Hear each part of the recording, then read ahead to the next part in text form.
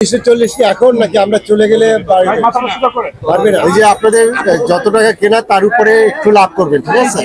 বেশি লাভ করবেন না। আসন্ন কোরবানি উপলক্ষে আমাদের যে গরম মশলার মূল্য বৃদ্ধি। আচ্ছা, এই আপনাদের এলাচিটা কোথায়? এলাচিটা পিছনে দানাটা অল্প অল্প এই এলাচিটা কোথায়? রাজ ভাই, রাজ ভাই এই এলাচিটা কোথায়? এগুলো যে বাজারে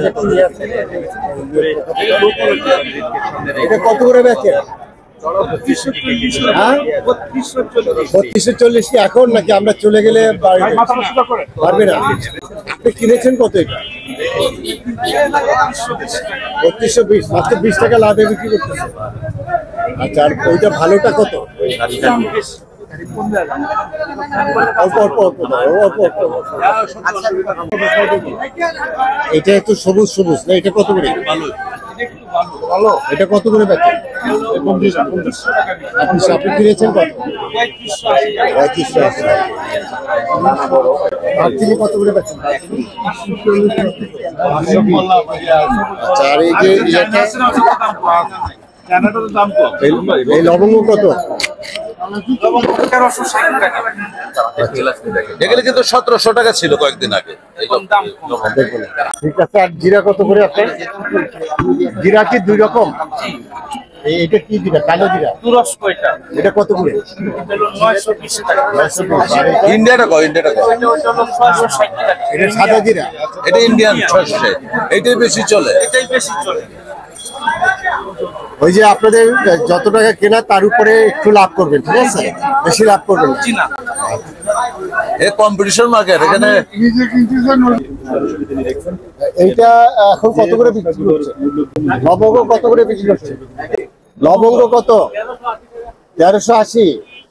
আপনার গত মাসে কত ছিল? দাম বেশি, এটা লবঙ্গ কমেছে। আর দারচিনি, এটা তো ইয়ের দারচিনি, এটা তো আপনার কোথার দারচিনি? তুরস্কে, শ্রীলঙ্কার। আর যেটা আমাদের এই যে সালালা যেটা, ওইটা কত করে?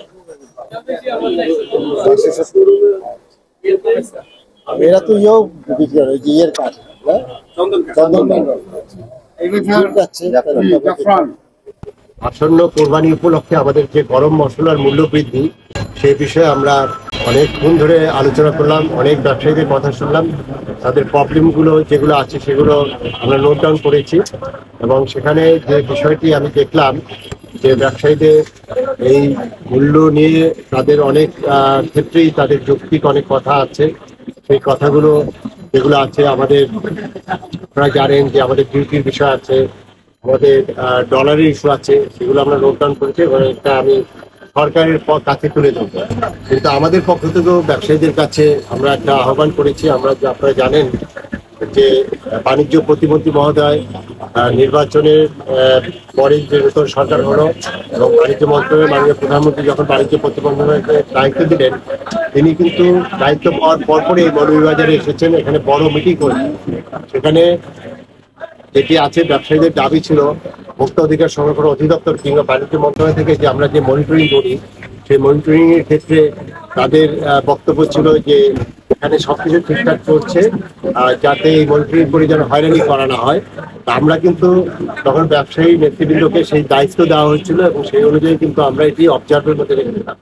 কিন্তু ইদানিং যেটা দেখা যাচ্ছে যে আমাদের মশলার দাম, বিশেষ করে গরম মশলা কোরবানি উপলক্ষে একটি ঊর্ধ্বগতি, এবং সেই কারণেই আমরা আজকে সভা করলাম।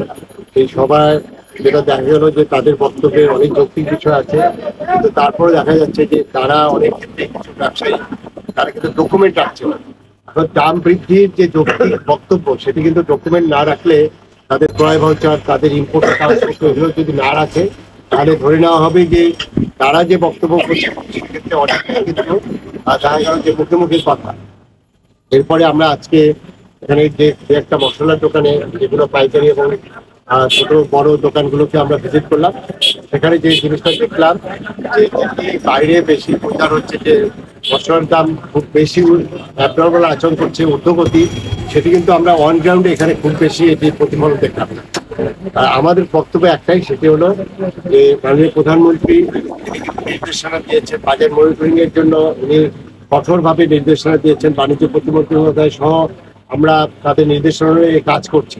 কিন্তু কথাটা হলো যে আমরা কাউকে হয়রানি করতে চাই না। আমাদের যে কাজটা সেটি হলো যে সুষ্ঠু বাজার ব্যবস্থা করা, বিপণন ব্যবস্থাটা প্রতিষ্ঠিত করা, এবং যে ভোক্তার পক্ষ থেকে যে জিনিসটা সেটা হলো যে একজন ভোক্তা যখন একটা জিনিস কিনবে তখন যাতে তিনি প্রতারিত না হন, হঠাৎ করে দাম বাড়িয়ে এর আগে আমরা বহু ক্ষেত্রে দেখেছি, সেটা যাতে না করা যায় সেই জন্যই আমাদের সারা দেশে মনিটরিং চলছে, এবং সেই মনিটরিং গুলো খাতুনগঞ্জে চলছে, মৌলভীবাজারে চলবে। এবং আমি আজকে ব্যবসায়ী নেতৃবৃন্দ এখানে যারা আছেন তাদেরকে দায়িত্ব দিতে চাই যে আপনারা এই বাজারটাকে, আপনাদের যারা সমিতির সদস্য আছে তাদেরকে আপনারা বলেন যে আমরা একসাথে কাজ করব, কিন্তু যেখানে অনিয়ম পাওয়া যাবে সেখানে আমরা আইনগত ব্যবস্থা নেব। সেজন্য কিন্তু আমি তাদেরকে সাথে চাই, পাশে চাই।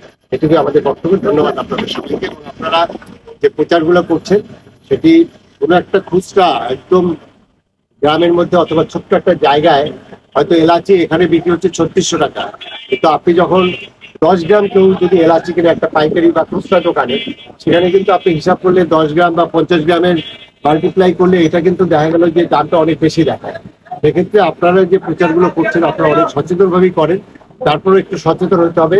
যদি আপনার হঠাৎ করে প্রচার হয় যে এই জিনিসের দাম এত বেশি বেড়ে গেছে, মানে বেশি দেখাচ্ছে, তখন হয় কি যে এটি কিন্তু যেখানে কম আছে সেটাও কিন্তু প্রভাব পড়ে।